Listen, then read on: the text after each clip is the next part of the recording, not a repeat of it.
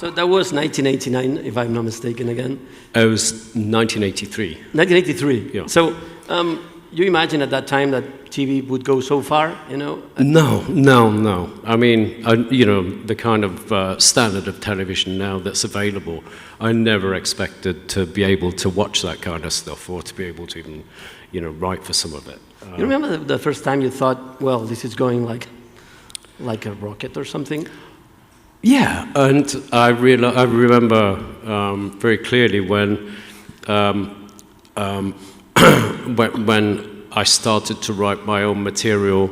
You're allowed to do a series on your own, but if you haven't made your presence felt and you haven't put your guts behind it, your spleen behind it, you would be able to write kind of regular television often, but to be able to be given the license to write what you want was the best day I remember, you know, recognizing that they're asking me what I want to write, they're not telling me what they prefer. What is the first show you considered yours? Truly yours? Reckless was a love story, 6-part love story. After I worked as a producer and writer on Cracker, which was someone else's series, which was a fantastic experience and a brilliant series, I came out of that show and it was all very dark and human nature was filthy, and I just wanted to write a love story but make a difference with the way a love story was told and make it funny, make it visceral, and it was highly successful. So then every channel started to phone and say, would you come in and see us? And yeah, when you realize that's happening, and you know, it's just a total liberation because your mind goes to what you most want to write about, and you never quite know what that is, but you find out very quickly. You know, it's just. Can I ask you about the first time you thought you would like to be a writer? Yeah, when I was a kid, I was the second youngest of 8 children, and because I had a mouth on me, I had opinions, and so you got smacked a lot, you got hit by your siblings. Even your sister would knock your tooth out if you said anything observational. and I think I learned to write as a means of talking without being contradicted. So I remembered when I was about 14 wanting to write, and it was the only thing I was good at. I wasn't good at maths. I thought I was going to be a doctor. I couldn't do maths, science, or most of what you'd need for medicine. And then I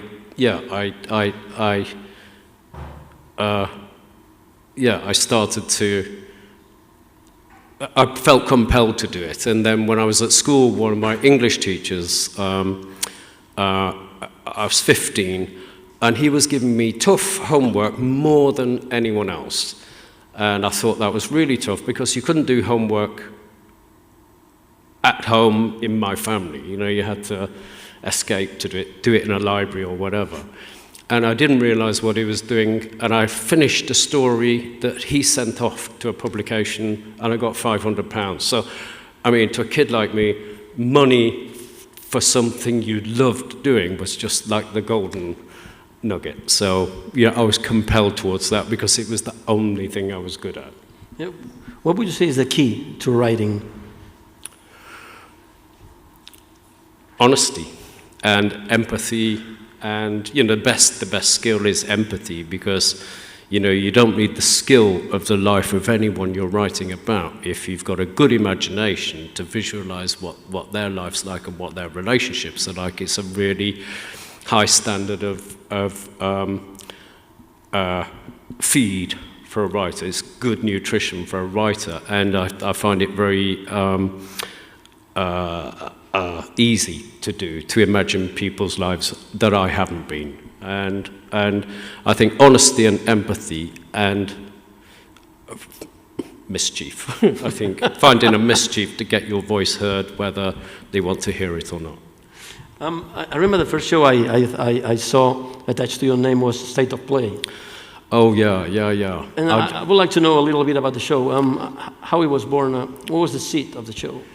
It was born out of, there was one, I just won a BAFTA. I won a BAFTA for a series called Clocking Off. And It was an anthology of stories. Of course. And everybody loved it. But one of the journalists in the Times called me a laureate of white sliced bread because I kept writing about working class people. Fuck you. And I wrote a very posh political thriller that had nothing to do with my life, just to show them where I could spread out. And that's really how it came. And the minute I mentioned what I wanted to do, they just bought it. And, I commissioned a couple of episodes, and then they commissioned 6, and we just went to production. I was so lucky. But it was a tantrum. It was a fit of peak because I've been called a laureate of white sliced bread. And it's a great title to have, but I just thought it was typical of somebody in the Times just to say it like that, and I just resented being subcategorized by him. So how did you feel writing it? It was out of your comfort zone or something? Or? Oh, it was a beautiful experience, because I've been writing Shameless, and which another white sliced bread that this guy would have a go at, but everybody loved it, so he couldn't. I think he hated it, actually, but Stay to Play, he said, in the review for Stay to Play, he said,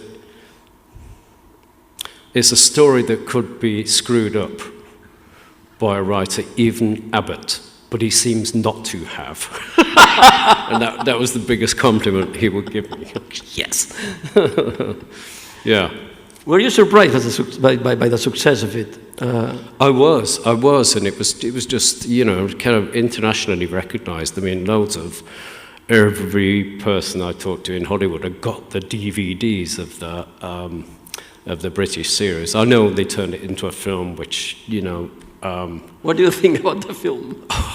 Well, I mean, it's the joy of writing it, and the joy of writing most things. It was 6 hours of very densely communicated, mixed genre, and to try and fit all of that into a film and make a film be determined by that framework, I think is very tough. And I wasn't keen on the casting either. And some of it was good, but would you say there are stories that are meant to be, done in TV, and stories that can be in TV, or any story can be TV or film? You make that differentiation. People used to say that's more like a novel, or that's more like this, or more like that. But these days they just don't. And I think certain shows kind of break the barrier on that. And we didn't have access to the 13 parts.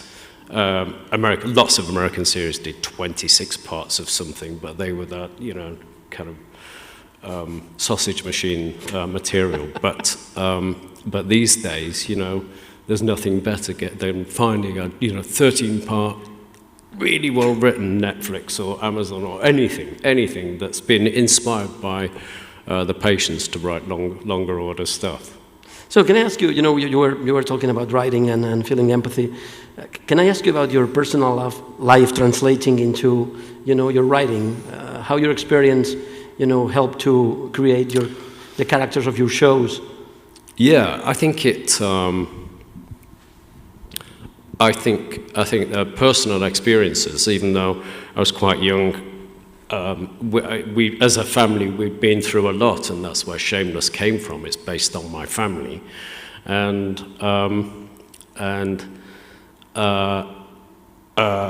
I think the personal experience, the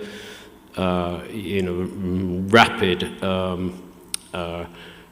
in a family of 10 people, everything comes at you all the time. It never, ever stops. So you're not short of experience of, violence or anything, but mischief, humor, ambition. I think the personal experience it drove me, especially the minute I realized I was good at it.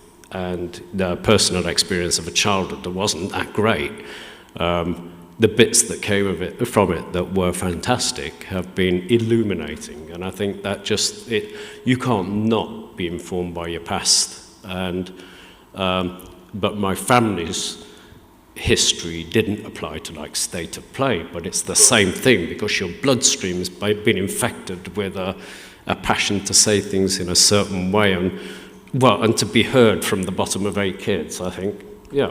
Let me go back just a little bit to state of play. Is it true that you're doing another round of it? 18 years later, I'm writing. They commissioned it 18 years ago, and they've had to pay me twice because it expired. But they still seem to want it, to approach that. The kind of actors that were in it are now very expensive to engage. So it's a big task to get them all in the same room to remake it. We haven't been green-lit yet, but the scripts are paid for, and they want to develop more. So it's already written? The first 2 episodes are, but I'm stripping back the second episode because I'm just not happy with the way it's gone. And yeah. We're talking about UK? Or it's America? UK, BBC One. It's a BBC One. Yeah. And which is fantastic all this time later, and I've just found a really good traction on it. And it's not just because they want to buy it or that it could make money. I've got unfinished business with the things that I said, and I've got things that I want to write that are worth saying. So that's the only reason to want to do it again. It's not just because they've offered money. I saw the show the other day, to prepare this interview, and I was really surprised about the relevance of it. It's still all the same. It's all made up, or completely made up, at the time, but it was prescient about, British politics and the oil industry and everything. It made me look quite prophetic, but at the time It was just great. Yeah. So what, are you talking about the same points in this second round? Same things? It's about politics, money, and filth. Yeah. Same thing. Same thing. So can I ask you about, please drink. Can I ask you about Shameless? Sure. About how it was conceived. What was the first time you thought about doing a show on that? I would have paid not to write it because it was just like I didn't want to dredge up my history. But with the television executives that I'd suddenly found myself in the company of, I just kept telling stories, just anecdotes from my family, and they're saying, "Well, this is real." I go, "Oh, wait till you read it in the papers," So, it's real, and so I was persuaded over about 18 months to have a go at it. And when I wrote it, I flew. I just found a way of exorcising things that I'd never been allowed to say, and converting them with a writing skill that I could throw at it, and people trusting me to use the toolkit that I'd accumulated so far to pull it off. And I just did. And once I knew I could write it, I loved it. And I would have carried on writing. We had to wait for a full commission, for all the money to go through, but I was so pleased by the process of using personal stuff, but not literally the personal stuff. It was converting it into a storytelling molecule. It's the real story isn't tellable to anyone else really, but it's worth having as a story. So you have to confect it with a beautiful version of the story and find the humanity behind it all. And I was thrilled to be able to. I was thrilled to be paid to do it eventually. I mean, I was mortified to start it because it was the furthest thing from my ambition to tread over that stuff again. But I found the way of doing it. There was mischievous and filthy. Yeah. What was the main challenge for doing this show?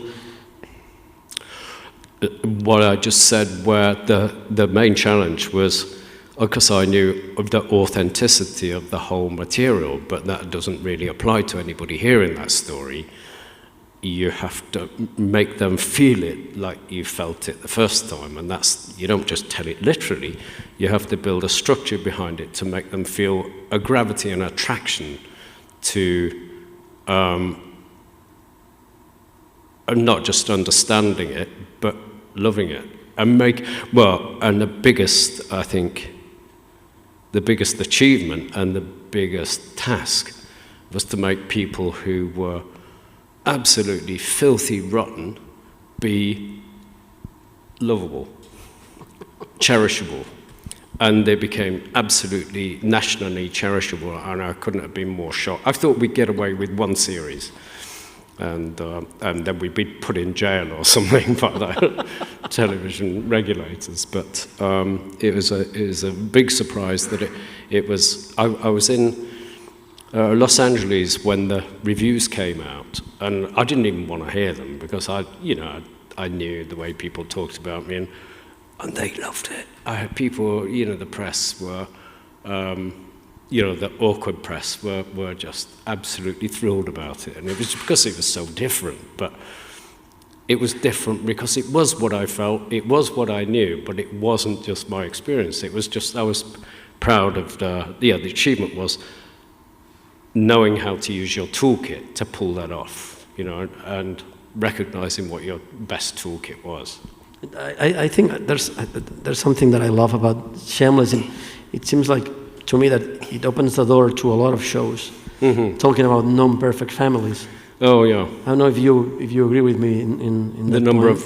of the idea that there's a lot of families out there that they are not perfect. Oh yeah. And you can put this in a show and make it lovable. You don't need perfect characters. Oh, and, yeah. And there's a lot of American TV nowadays that is the son and daughter of Shameless. Forgivability. It's just such an achievement, and you can write horrible people. You can write really negligent, derelict people, moral tramps, and like Frank was in Shameless, and he was like a national hero. For being a scrounger. And Britain isn't like that. It hates scroungers. It hates, it's suspicious of anybody, even though we've got a decent welfare system, anybody who's taking it, by taxpayers are frowned upon, and but it converted something. It made it more understandable, more examined. It was so successful that it even inspired a remake. The remake, yeah. So what are you surprised about that? When they ask you about doing an American remake. Well, John Wells, who did West Wing, and I heard you were in the sets of West Wing. Where yeah, and he was buying a version of he wanted to buy Clocking Off, the anthology that I wrote. And it took so long to do the contract, and then he saw the first episode of Shameless, so he chucked that one out and said, this is what I want. And because John Wells was, he'd worked in Britain, and he'd worked as a roofer, fixing roofs. Yeah. And so he knew. In Coventry, it's not that pleasant a place for an American anyway. So he understood the nuance, and so I completely trusted him not to do a Hollywoodization of it, and he absolutely didn't want that. He pointedly wanted to go for the real guts and bloodstream of it, and I think he did it beautifully. I mean, can I ask you about your, the thing that crossed your mind when you saw for the first time an episode of the American Shameless? What do you think? I loved it. And I helped it's nearly the same script, but I helped to write the American script with John Wells. But because there's no welfare system in America it's barely accessible, it's not exploitable, and the whole series was based on the exploitation of welfare. And I wondered how they were ever going to get past that, and they just did. And he was so trustable. And when I saw the first episode with William Macy, I was watching it being shot, and I saw the brushes and William Macy just coming. Everybody came with their own version of this thing that it's just so entertainingly different, but the same, because they had to approach the whole welfare structure completely differently. It made it even more mischievous. So, at this point of, at this age and era of TV, what are your thoughts? Where are we going with this? Because there's like 1,000 shows a year. The thing has become impractical. You don't know how to go. You don't know what to see. Thoughts about that? I have no idea, but I'm just glad it's there because, I watch so much TV now. You used to have to choose what you watched. Choose the nights you watch TV. You'd be incredibly selective, but the rest, it's, in any month, there's something worth watching, and that's never been true of our history, has it? And I don't know where it's going, and the saturation point. The thing is, when the American shows make big shows and a lot of money's thrown behind it, it doesn't stop you doing anything to do it on a domestic, like a British domestic. I think we spend maybe 5 or 6 times less on a TV drama. Like Shameless, when it was made for Britain, was less than £1 million per episode back in whenever it was, and but in America they were spending like $6.5 million per hour. What? Spend it on what? But they did, and they spent it so beautifully, and because they make it so elegantly, you can see where the money's gone. So you've been in the industry for almost 40 years. Do you remember the time that everything changed? It was like a certain point, or has been gradual? Yeah, and not just the Netflix stuff. It was just when series became more, when the audience reacted with such a voice to good material and material they would previously imagine wasn't going to be that popular, and it soars. And in Britain, before the, even before the Netflix and Amazon money and stuff like that was flying around. I do remember. It was, maybe 20 years ago in Britain, when there were a lot of very good British writers being courted to come up with their best, with the stuff that they thought they'd never be allowed to make.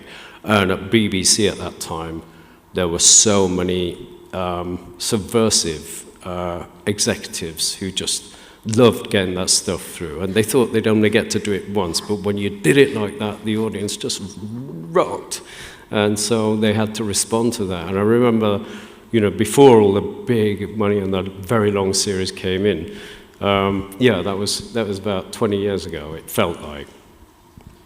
BBC has been a good place for TV shows for a long time, right?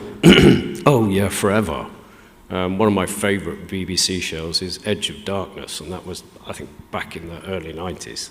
And it was just outstanding piece of writing, and, probably only could have been made at that time by BBC. And a lot of things could only have been made by BBC. And just because they were a national broadcaster, they weren't shy of being subversive. What would you say is that was the biggest lesson you learned in TV during all that time?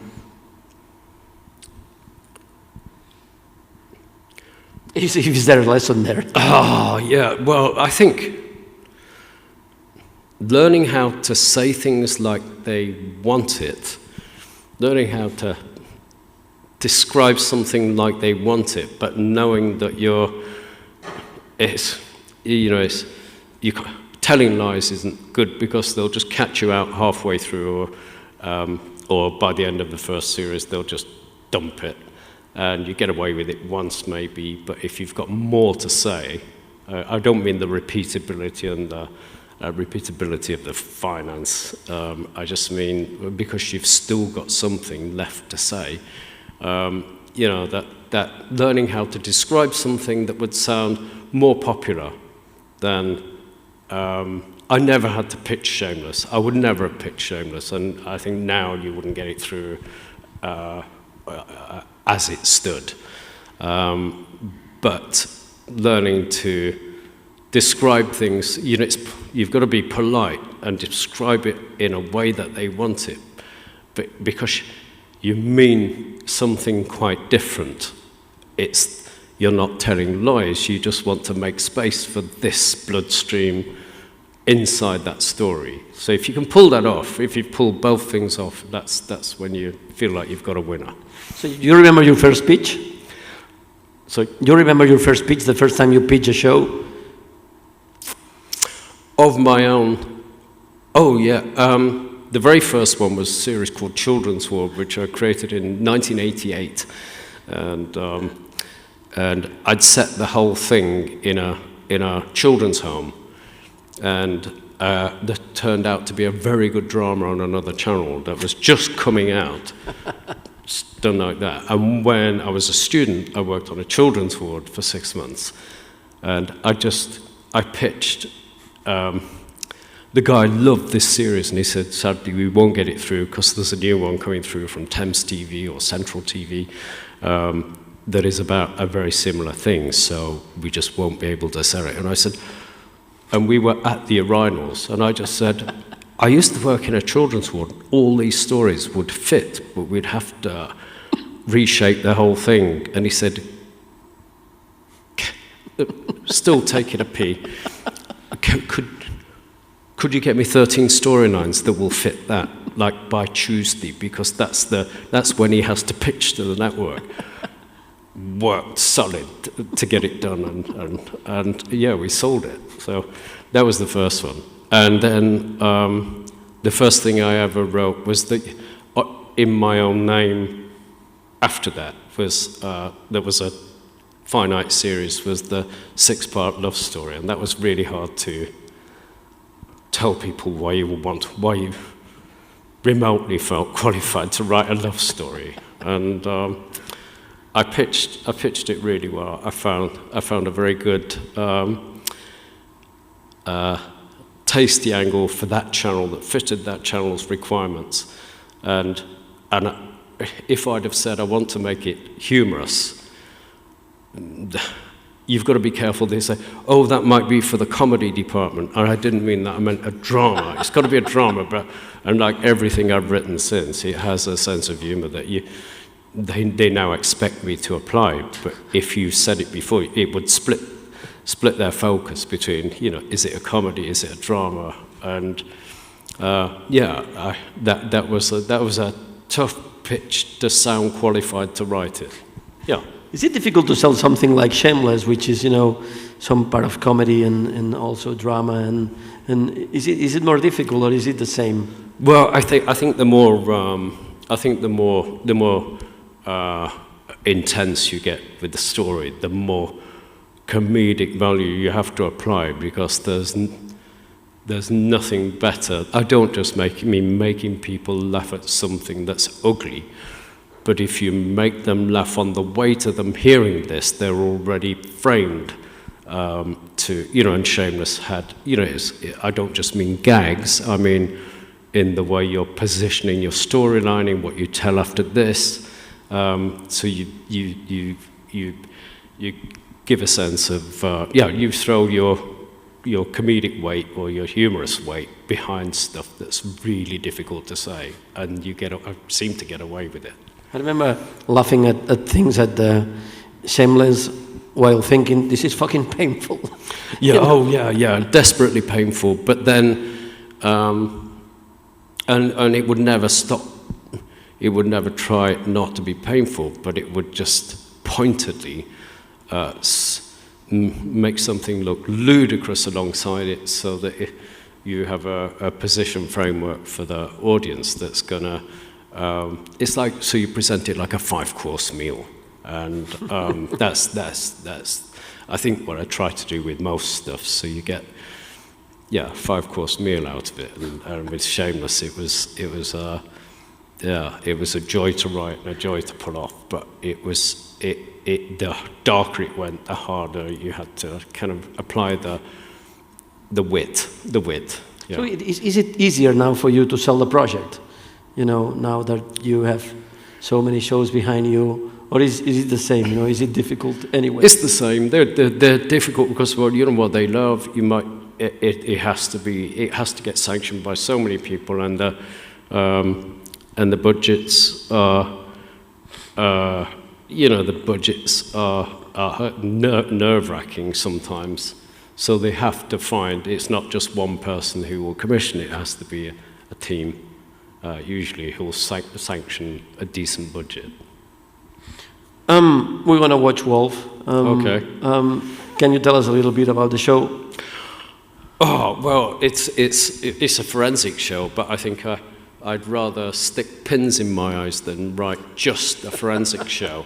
And so I love watching forensic files and the documentaries on forensics in real life. I mean, I find them absolutely gripping, and, you know, it's like 3 hours of any day when I'm not working, you'll just find me stuck to 6 editions of this thing. And so I watch the TV dramas that are forensic, and there's no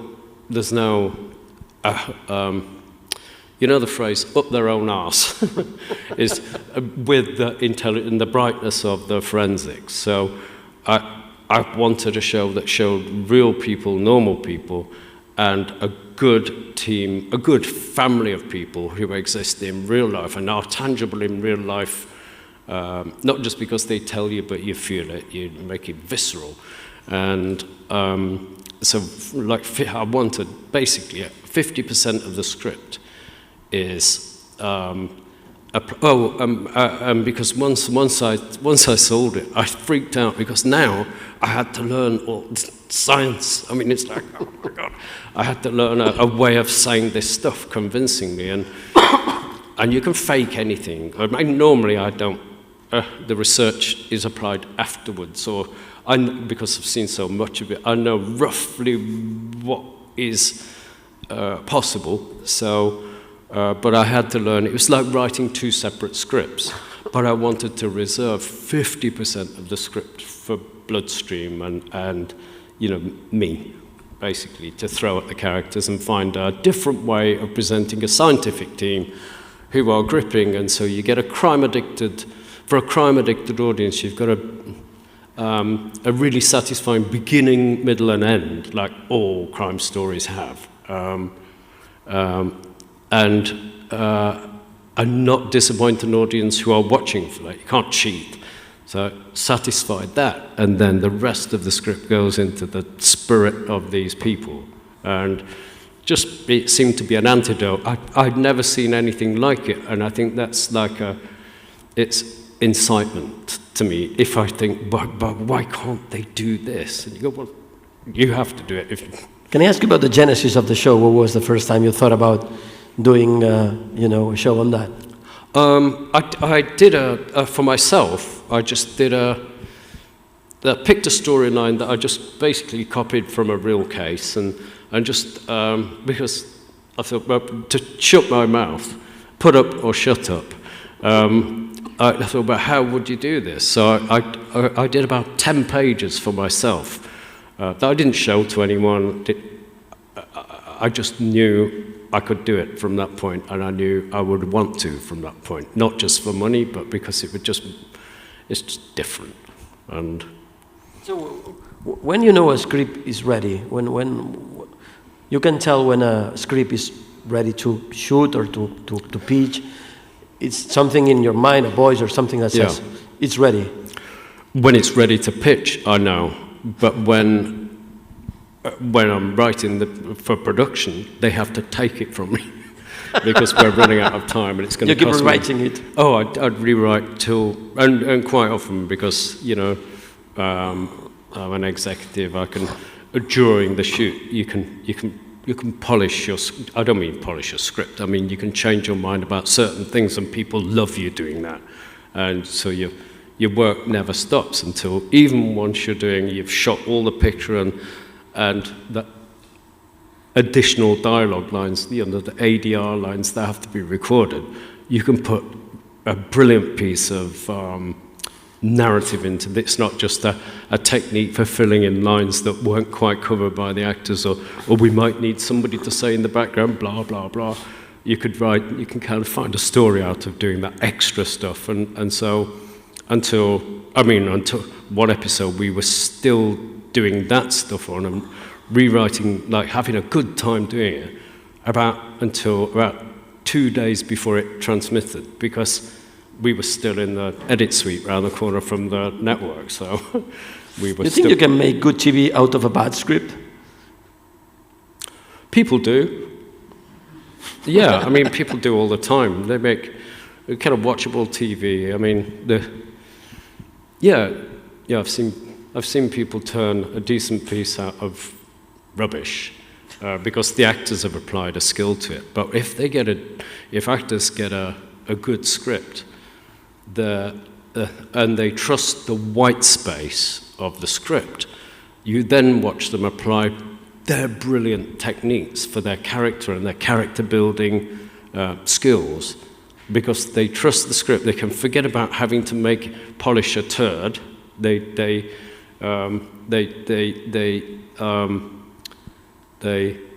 They're confident to find their own space as actors, so you get a better performance out of it. So, and what about the other way around?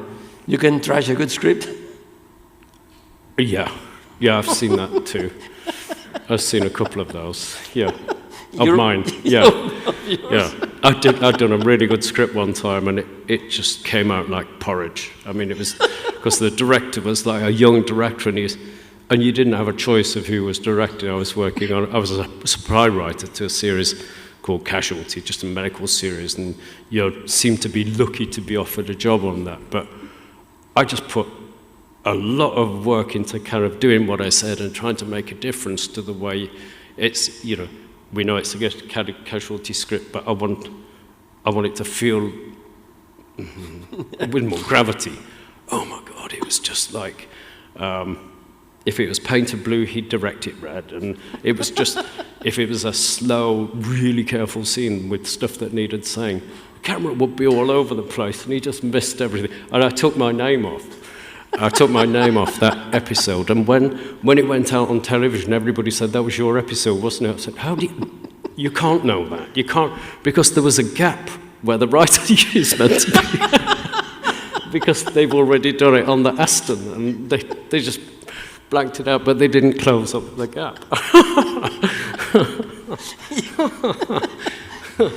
So you would say you're interventionist in your projects. You want to intervene in picking the cast, or the director. Yeah, that's not interventionist. I think if you're structured. I mean, when you're working with a good director, you only employ people because of what they're good at. You don't employ people to tell them what to think.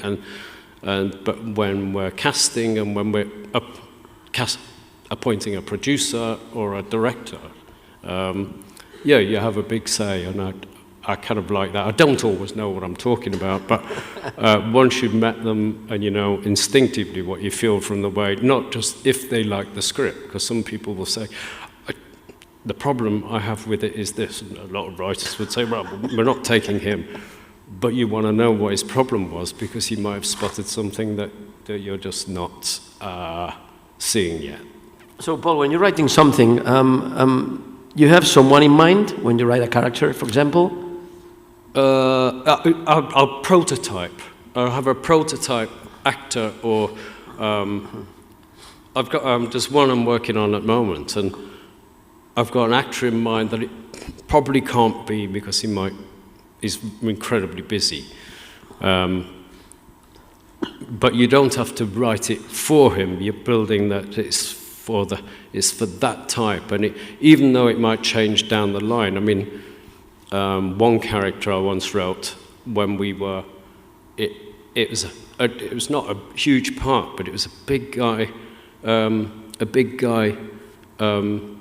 is a patriarch, a bit handy with his fists, and in the casting for another part, we met a woman who was opposite, skinny, but she was it, and we rewrote the part. So I mean, it was just it's a thrill to be a part of that. And that's, when people change your mind because of they change your mind all the time, and I like being a part of the casting, and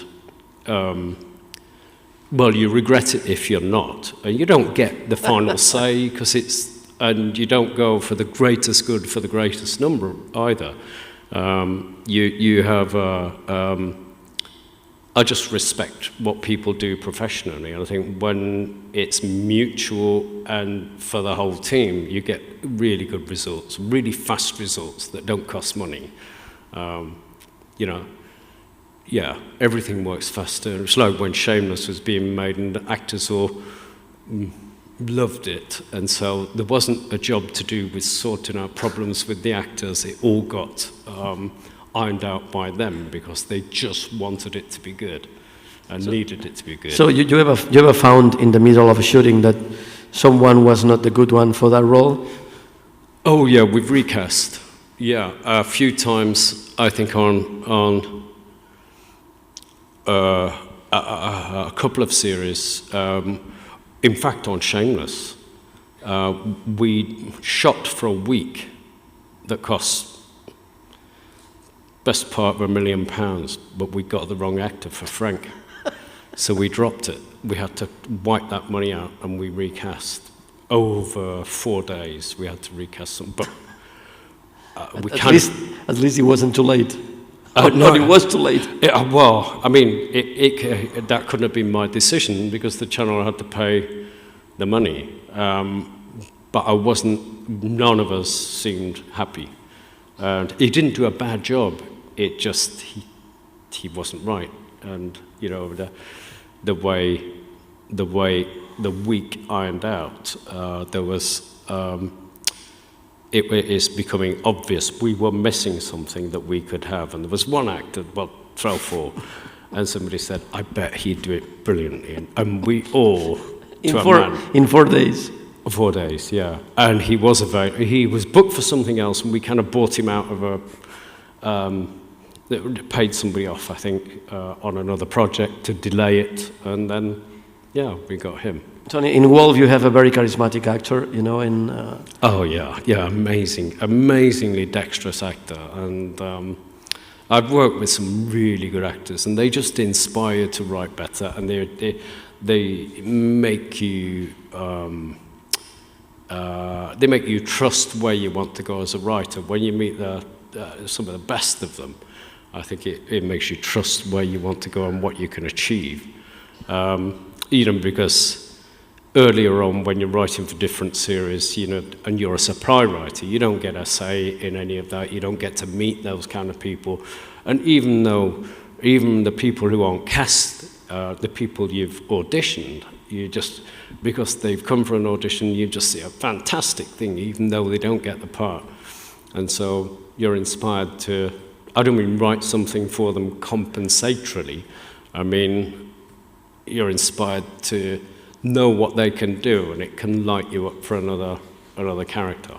So what's next for you? And this is my last question, then we're going to go to the audience if they have questions. What's next for you after Wolf?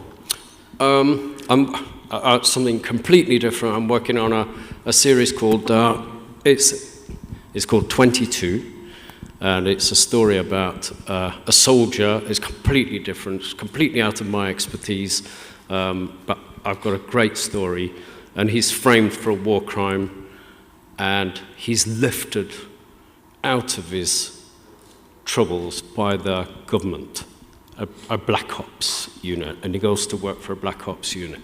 And you play the whole series out, so it's a bit working class James Bond.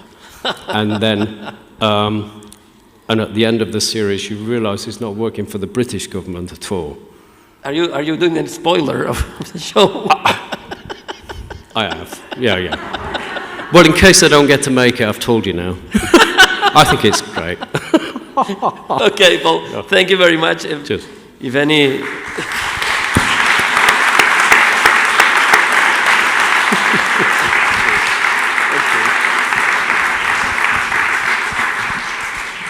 If any of you guys have any questions for Paul, he's going to answer them.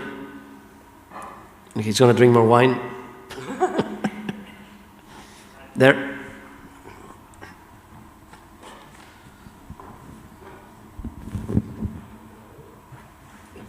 Hi, nice to meet you. I'm currently writing my first feature film, and I'm at the step of the dialogues with my co-writer. Very basic question. How do you avoid making characters say exactly what they're supposed to say for the story to advance? In other words, how do you avoid dialogues being too mechanical and add subtlety? If I feel I'm doing that, and certain times you have to write it the first time, you have to write what you think you're trying to say, and then I think when you're looking at it and it's not satisfying you, I mean, it's childish and petulant, but I will try and make somebody say the same thing in the opposite voice and make them, give that speech. Not, I don't mean with the intent of giving it to another character, put it in the mouth of another character to see how they would say. It's a really good, I use that all the time. And it's not time wasting. It's, I think when they're sounding obvious, it's often because you know the story back to front yourself. But the truth is, if you're bored with it by now, people are going to be bored shitless by the time it gets made. So it's put the good work in and just, I think, imagine, that's what I do. I imagine to test whether I've said the right thing and to test whether there's a different attitude to the way it can be said so it's sounding fresh. I mean, quite often I'll write stuff, and I know it's the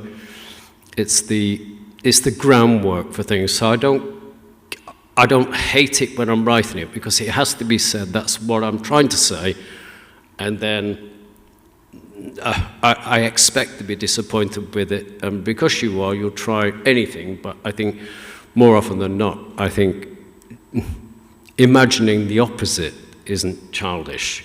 Just.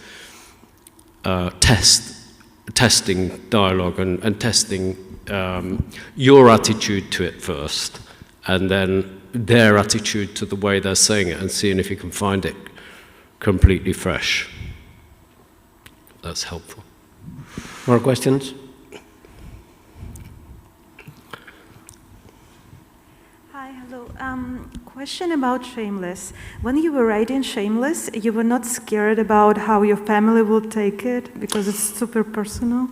No, because I did so much technical work on changing. Some things that I wanted my dad to know about himself, I would make come out of the mouth of an 8-year-old girl. And then my family, there was no one recognizable to the outside world, but it was the whole point of writing it. My family would know what I was saying because that was the point. And I didn't want to offend people, and I think showing the characters are normally, in Shameless, characters are 3 different people. and my family can recognize all 3, but it can't be that they love that. Once they got used to seeing like 2 or 3 episodes, they realized what I was doing. And I wasn't scared because it was my right to do it. I wouldn't choose to offend anybody, but I went to great lengths to do what I just said to the guy. It's just write the opposite and see if you can come out with the same thing. And so they didn't automatically recognize, they never took anything personally, but they knew which story I was relating to. And I wasn't just speaking to my family secretly, it was just, that was my story, and that's what had to come out. And so I did a lot of work out of, not just politeness, I had more fun changing characters, and Frank isn't anything like my dad. I mean, no, well, my dad's worst complaint about Frank said, "When did I have long hair?" And he goes, "What about the rest of it?" He thought I was never scruffy, and he wasn't. He didn't drink, he never took drugs, but most of the rest is true. So, because I made him the opposite, he was mortified because I made him look scruffy. Well, yeah, moral tramp. Yeah. Anyone else? What was the reaction of the rest of your family? It was good, really good. And then They loved it? because everybody, all their friends absolutely loved it. I was helped by its popularity. And yeah, and they kind of willed it on, and they benefited anyway, because I've always said, you know, it's like, because my family cost a lot of money, and as a result of making money, you then get blackmailed into paying it out. I always said, I always treated my family like a 10% story fee, and that is truly what it still costs. It's fair dues, fair dues. More questions? There again. Yeah, any other tips on either finding a co-writer to write, or either hiring somebody for your writing team of a show, and judging what they write, basically? Oh, yeah, we're doing that all the time. I mean, I don't co-write scripts with another writer, but we constantly employ, I don't know, we're working with 10 writers at the moment on 2 different projects. You know, once you've created a series that it's just too big to get hold of for one person. I mean, it's like 10 episodes of anything is too much. Like the one I just described about the soldier and the war crime thing. It's a 10-part, is it 10 or 8?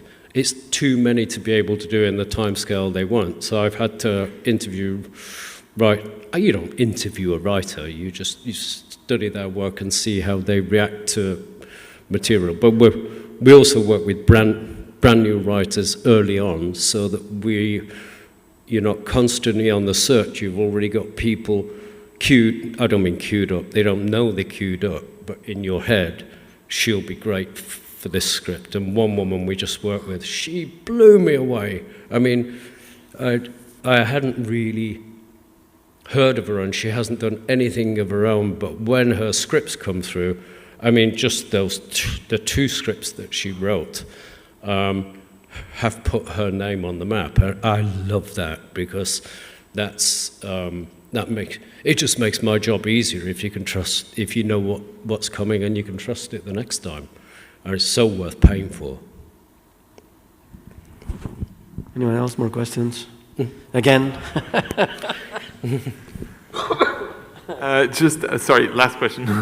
On a more personal note, I don't know exactly your entire career, but have you never been tempted by either writing a feature film or directing?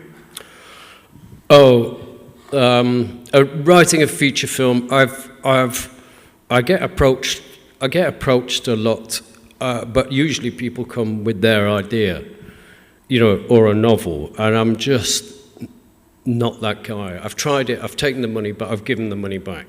And nobody gives the money back to BBC, but nobody gives it back. But it is my fault for accepting the job.